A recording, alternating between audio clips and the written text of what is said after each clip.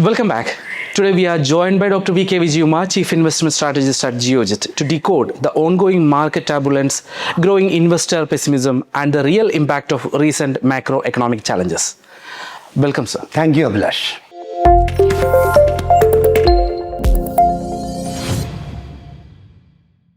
So the market has been a downward trend since September 2024. Over the last 20-month period, the market has delivered negative returns.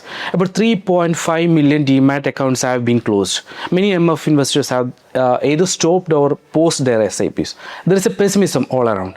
What is your advice to investors in these difficult times? Well, the pessimism is short-lived. There will be always optimism and pessimism in the market. Bull rallies are characterized by optimism. Corrections are characterized by pessimism.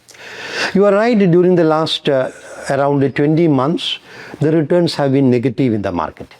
If you take a year till date, Nifty is down by around 11.5% as on yesterday. And if you take a longer period from September 2024, Nifty is down by 15.5%. So since the returns during the last 20 months have been negative, investors have been disappointed. But that is par for the course. This always happens in the market. Investors should always remember that the markets are never linear. Markets are cyclical, characterized by up moves and down moves. Sometimes the up moves will be very strong, like what happened during April 2020 to September 2024. Now, we don't have a bear market. It is only a correction. Bear market is when the Nifty or the index declines by more than 20%. But there has been a correction. And that is why we find many investors closing their mutual funds, closing their Demat accounts, stopping SIPs or pausing SIPs. But then this is a wrong thing to do. But I have observed this. This has always happened when the markets take a downtrend. For instance, during the COVID crash, when Nifty crashed by 38%, many investors left. Many stopped their SIPs. But they lost out when the market bounced back smartly. Similarly, at the peak of the market in 2008, when the market crashed, and the crash was 58% in the 2008 global financial crisis, many people completely sold, never came back to the market, stopped their SIPs. Then what happened? There was a big rally after that. So this new investors leaving the market, particularly this is happening in the case of new investors. If you take the total number of unique Demat accounts in India now, unique accounts, there are 12 crore accounts. Out of this, 9 crores happened after the COVID crash. These are new people, newbies who have never seen a big bear market, never seen a correction in the market, never experienced a 20% or 30% correction in the market. So when the market does not give any returns for 20 months, they are completely disappointed, right? I see many comments in response to our videos, people saying that they have lost to 27 lakhs, 29 lakhs, people borrowing and investing, playing and speculating in the futures and option markets, doing day trading and losing money. Such people are, many of them are closing their Demat accounts, stopping their SIPs, but that is a wrong thing to do. I will tell you more about the returns from SIPs and how the investment should be made in a separate video. We can discuss that. So RBI in the latest monetary policy has lowered the GDP growth rate and increased the inflation target for financial year 27. Rupee has depreciated steeply. Is the Indian economy in a crisis? Can the recent measures announced by the RBI and government address the crisis? Well, I think crisis is too strong a word. Well, Indian economy is going through challenges. The economy is facing many headwinds. And that's why the Reserve Bank of India has lowered the GDP growth rate for this year, FY27, and increased the inflation projection for FY27. In the previous policy, April policy, the GDP growth rate for FY27 was projected at 6.9%. It has been lowered to 6.6. Inflation projection was 4.6%. It has been increased to 5.1. So GDP declining and inflation increasing is not good, but that is happening mainly because of the energy crisis. India is importing 85 to 88% of the crude that we require, almost 60% of the LPG that we need, and 50% of the LNG that we need. The import on crude alone is to the tune of $135 billion a year. FY26 we spend $135 billion for the import of crude. Another $72 billion for the import of gold. So these two items actually represent around $202 billion of foreign exchange outgo. That's why we have a trade deficit. Exports are lower than imports. And we have a current account deficit. That is, foreign exchange earnings are lower than foreign exchange receipts.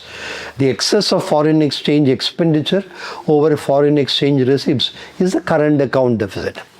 Actually, current account deficit for last year, FY26, was low, only 0.6%.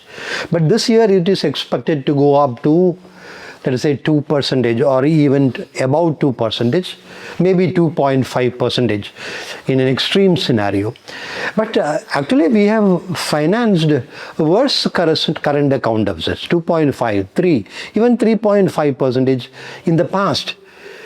We did it because we could finance the current account deficits through very strong foreign portfolio inflows. But now what we are seeing is foreign portfolio outflows. For example, last year, calendar year 2025, $19 billion of FPI outflows. This year so far, more than $24 billion of FPI outflows, close to 25. So that means during the last 2 years, this year 2025 and 2026 up to June 7th, almost $54 billion. That is very huge. That's why we have this current account deficit and balance of payments deficit. And for financing this current account deficit and the balance of payments deficit, the balance of payments deficit is approximately $60 billion. And for that, the RBI and the government has declared some policy changes on June 5th. Before the RBI declared the monetary policy, the government promulgated an ordinance, and in that ordinance the government exempted interest received from the investment by foreign portfolio investors in government securities. Interest was exempt from tax. And also the capital gains made from investments in government securities, capital gains are now being exempt from capital gains tax. So that is an incentive to foreign portfolio investors to invest in Government of India bonds. That will attract some foreign portfolio flows. There is clamor for exempting equity also from long-term capital gains tax, but that can happen if at all the government decides on that. That can happen only in the next budget, not before that.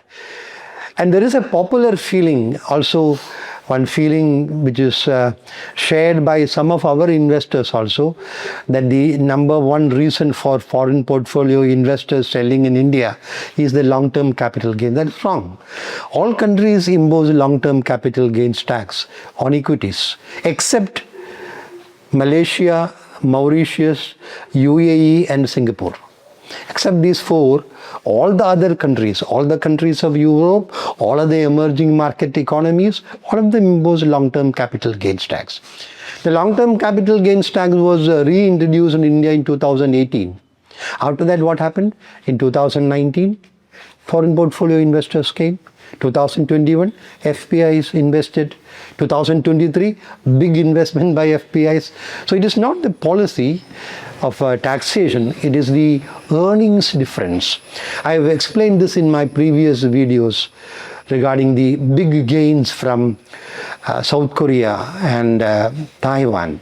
The 1 year return from KOSPI is 166%, last 1 year return. The 1 year return from Taiwan's index, TAIEX, is 102%. In India, it is negative 11.5. Right? And if you take the 1 year, I think it is around 8.5. Year till date, it is minus 11.5. 1 year minus 8.5. It is this return differential. So there, I have already explained this. In South Korea, two stocks, Samsung and SK Hynix, are driving this. In Taiwan, just one stock, TSMC, is driving this. But there is a big concentration. Actually, what is happening now is FIIs are selling in South Korea. These stocks, they are selling now because there is concentration risk. These are highly cyclical. For many years, I think more than 10 years, South Korea did not give any returns. Foreign portfolio investors were not touching South Korea even with a barge pole, right? But that has become the best performing market now. That happens, it is purely cyclical. Therefore, when India's returns have started improving, in financial year 25, returns became very poor.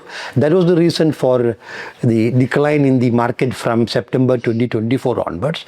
But for the just concluded year, FY26, our I think at the market level, NSE 500, the returns have increased to 16%. That is very good. Mid caps 21%, small caps 24%. So altogether returns have done better than expected in FY26. And FY27 also, we will succeed in achieving some 12% earnings growth, even though Q1 of FY27 will be a little bit disappointing. So RBI initiatives for attracting investments include allowing banks to raise FCNR B deposits. And in these deposits, the problem is interest rates are around 3.253% because there is foreign exchange risk. Now the RBI has said the foreign exchange risk will be borne by the RBI. So the commercial banks don't have any risk. Therefore, altogether, FPI investments in bond, FCNR B deposits being mobilized by FPIs by banks, external commercial borrowings by public sector undertakings, all these can mobilize around $50 to $60 billion, sometimes even more. And that is why rupee also has stabilized. So these measures have succeeded in stabilizing. I see the economy doing reasonably well. There are challenges, but there are positive trends also in the economy. So we need not panic. This is not a crisis. This is a challenging time, tough time. So the sustained FII selling has made the valuations of large caps attractive. How are the valuations of mid caps and small caps? What should be the ideal investment strategy? Yes, after the sustained selling by foreign institutional investors, market has come down and the valuations are now fair for the large caps. I will only say valuations are fair, valuations are not cheap. Cheap is when you have market valuations at 13, 14, 15 levels, right? So valuations are fair, large cap valuations. But within the large caps, there are segments like financials in general, banks in particular, where FIIs have been selling relentlessly and the valuations are attractive. If sometimes, let us say after a few months, FIIs turn buyers in India, they will. We can't say when they will turn buyers, but they should. FIIs coming back to India is inevitable. But when that happens, they will be investing in these large caps where there is huge liquidity. But then FIIs exposure to mid caps and small caps is rather limited. Therefore, there is no selling there. Therefore, the valuations are high in mid caps and the small caps. So I will summarize it like this. Large cap, the trailing price earning multiple is around 20. Mid cap PE ratio is around 29. Small cap PE ratio is around 33. Even at this 29-33 PE ratio for mid caps and small caps respectively, FIIs are buying there in those segments, even while selling large caps which are very cheap. Because there is no pressure of FII selling. There is the enthusiasm of retail investors who are buying there. So that is the valuations picture. So investors should be adopting a flexi cap approach. You should have large caps in your portfolio, mid caps and small caps also. If you are investing through mutual funds, give priority to flexi cap funds. Great flexi cap funds which have done remarkably well with a very good track record. That should be the approach. The approach should be always the basic of investment in the stock market is to remain invested and continue investment, because you can never time the market. That is the message. Thank you, sir. Thank you very much. Thank you, Abhilash.